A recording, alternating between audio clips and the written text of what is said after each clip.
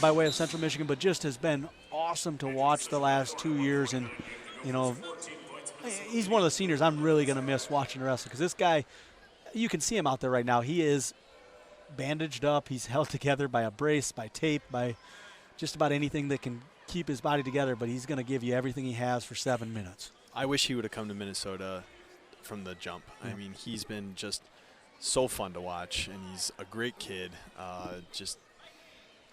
It'll be, he'll be sorely missed in the Gopher lineup next year at 157. I had a long talk with assistant coach Luke Becker this week, and just we talked about Steve for quite a while. Just how he just battles, no matter where it is, what position he's going to fight as hard as he can, and that's all you really can ask out of a kid. You can't effort.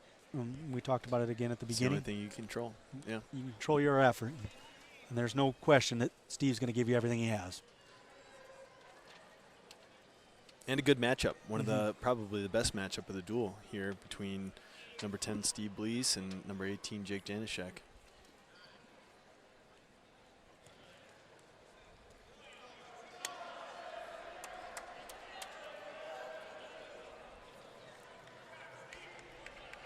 I just got a message from the people down in the truck that Steve's got some great socks on. Looks like there's a Minnesota M on there in the front.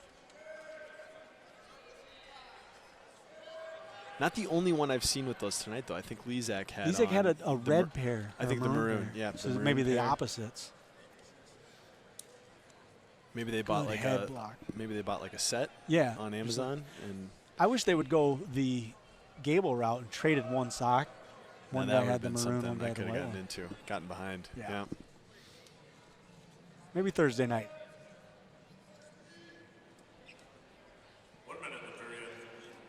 Good snap there by Danishek, just kind of not letting Steve take hold. Danishek just clearing that tie. Steve answers with his own heavy snap. Danishek holds really great position. Keeps his hands down. Steve had to set that takedown. Him reaching there. Good left-handed high C. But came off of the Steve Bleise hard head crack. Danishek's arms came up, and Bleise was ready. Shot the high C, bam. Got in deep.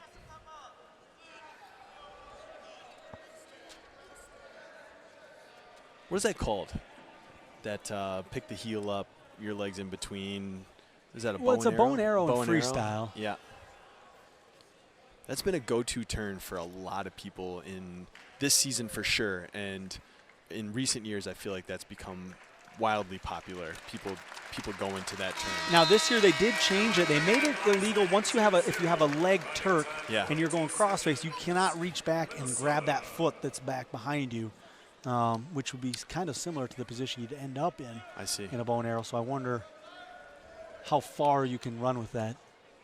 Steve does have a 2-0 lead with 42 seconds of riding time after the first. Good explosion off the whistle. Danishek's ready for it.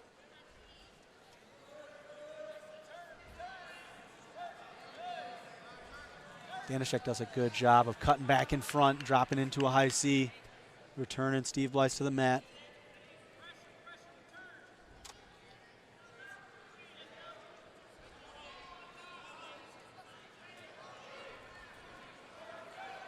Nice hip.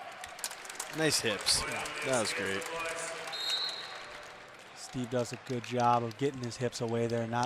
He felt it the first time when Danishek circled in front, went to high C, and that time he tried to drop near side, go single to try to return to the mat. And Steve felt him. As soon as he started to drop, he squared his hips back up and was able to kick free.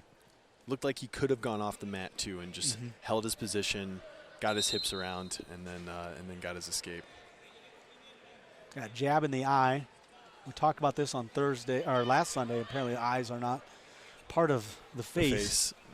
Which is no hands, the face called.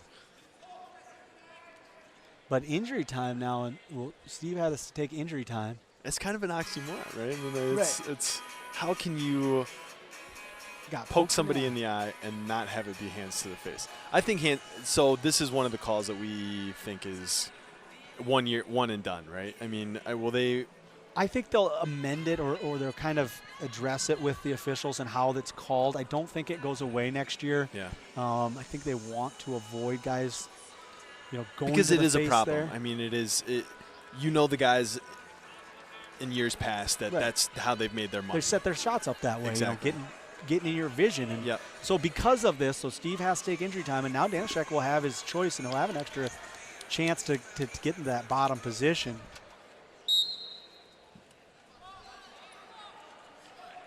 And he's up and out right away. And I think the Indiana coaches are maybe going to challenge this and hope for a locked hands. They end up putting it away. So Coach Dixon's had that challenge brick in his hands a few he times is today. ready to go with it. I saw those guys practicing throwing it out there earlier. Different Good approach. double leg by Steve Bleise. It just lowers his position, lowers elevation, and goes straight through him on that double leg. And almost had Danishek in some trouble. He had a reverse. He had to reverse the way that he turned there to get off of a potential near fall situation.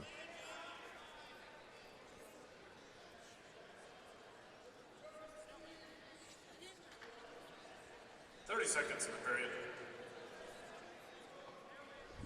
Steve trying to get a ride out here. This would, if he's able to ride out this period, it would kind of neutralize that extra chance that Danishek had on the bottom position. But hey, rules are rules. Absolutely, you take injury time, the other guy's getting his choice. That's how it works. But what are you going to do? Wrestle blind? I mean, if you get poked, everybody knows how it is getting poked in the eye. Yeah. It's not pleasant. not pleasant. Can't see out of that eyeball. Yeah, You just close Use that the other eyeball. one. Yeah. you get two.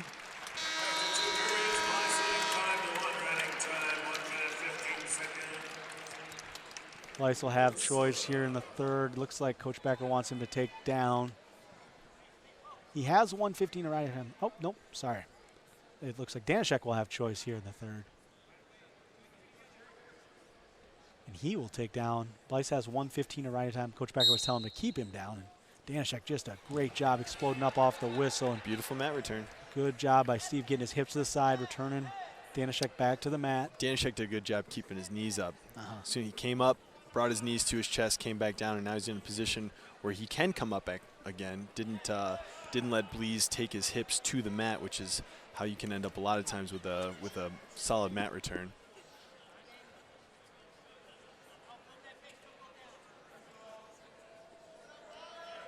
Trying to go Turk here.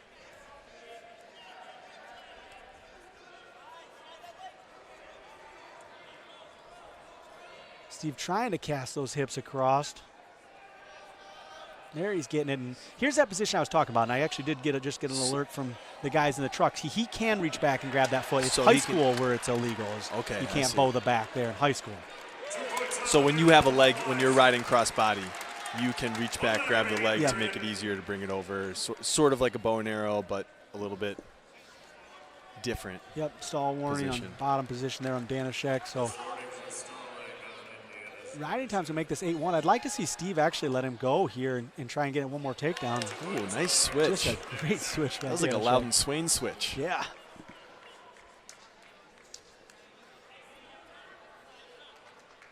Steve broken down flat right now. 30 seconds to go. Escape and a takedown could get a major.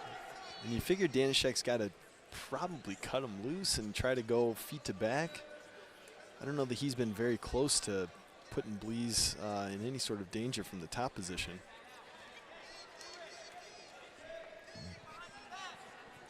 Looks like Danishek's going to ride it out. Finish this one in the top position. Add a point for riding time for Minnesota Steve Bleise. It's going to be an 8-3 win for him on senior night here in a matchup of two top 20 ranked guys.